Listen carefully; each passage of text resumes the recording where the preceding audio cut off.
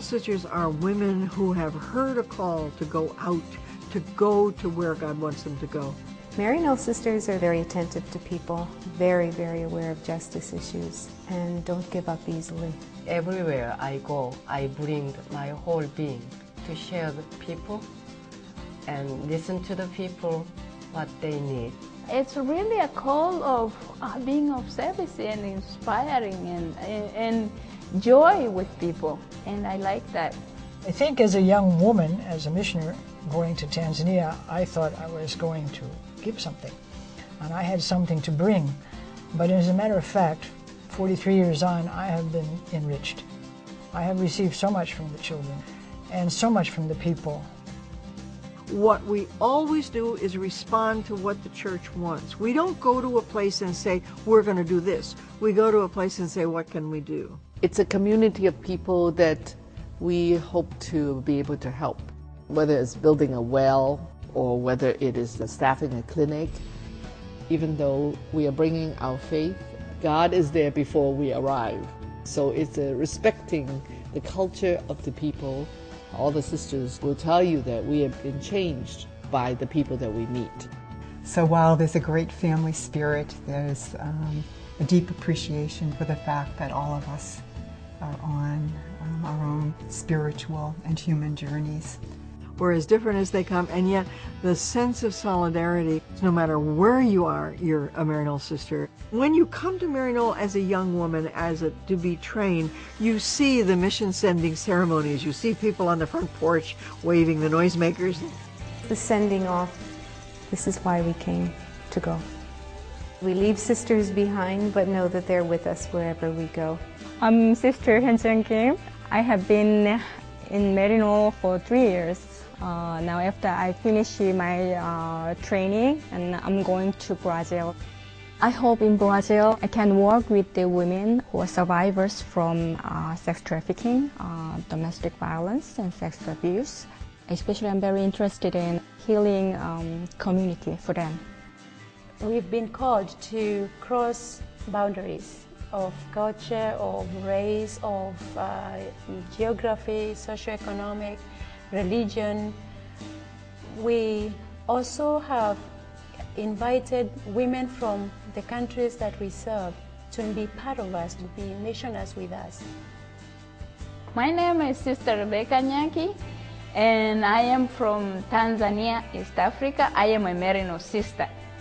I work with children with disability, and I love my work with children. They are challenging, and they help me to grow.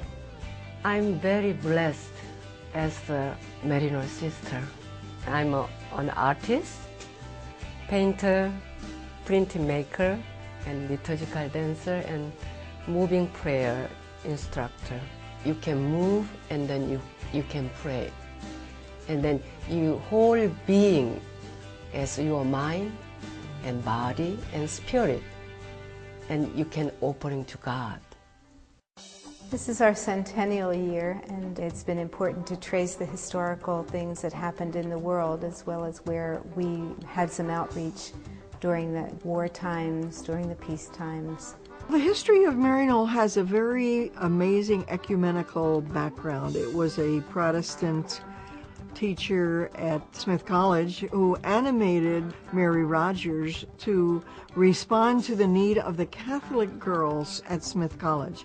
She was a young Catholic student and then a young Catholic teacher.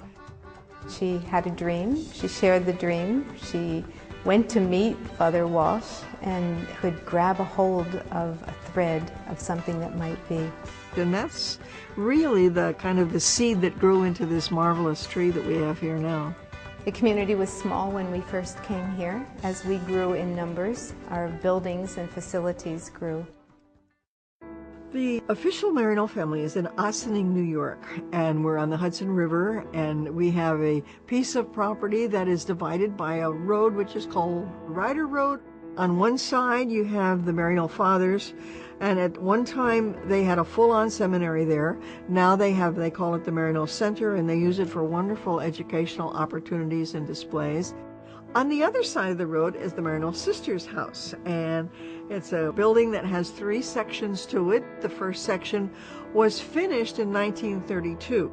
There was an addition put on in 1956, which we affectionately call the 56 wing.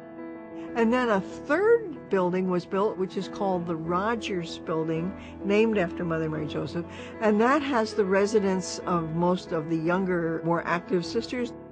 There's a shift now, but it's still our responsibility to have from this place an outreach to the world with whatever personnel, whatever resources we have. We invite any of you who might be visiting New York to come and visit us, especially in the spring and the fall. It's really beautiful.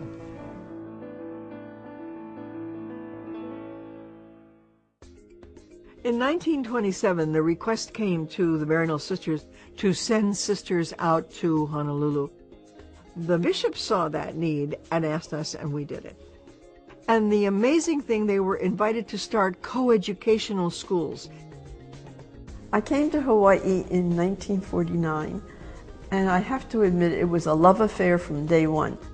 My first class was a 3rd grade. I fell in love with the children right away. After that, Maryknoll High School is where I taught for 22 years. That was the blessing for me, to know that I was so accepted and so loved by so many people. Maryknoll School, as it has developed over the years, has had a very strong service component to the work that has been connected with the alumni. There really is the aloha spirit among our grads. When we see this in action and see their great kindness toward one another and their interest in one another, it makes you feel very good. There's a wonderful quote for Maryknoll that says, "The one to whom much has been given, much is expected." And later, in the 1940s, the bishop discovered that they needed to have a Catholic social service agency. They asked us if we could start Catholic charities. The church there recognizes the large group of immigrants, the large group of orphans. We would have adoption programs and personal counseling, family counseling. It's a call, an offer, and then a response for us. We learn so much from the people with whom we are around the world, and our lives are so changed and so impacted by that. I was born a missionary, but I didn't know until I came to Maryknoll, and then Maryknoll helped me to see the way of being a missionary. Maryknoll gave me lots of opportunity to see all of the world, so it's really a big blessing to me. There's no holdback on our dreams of what we're still called to in the years to come.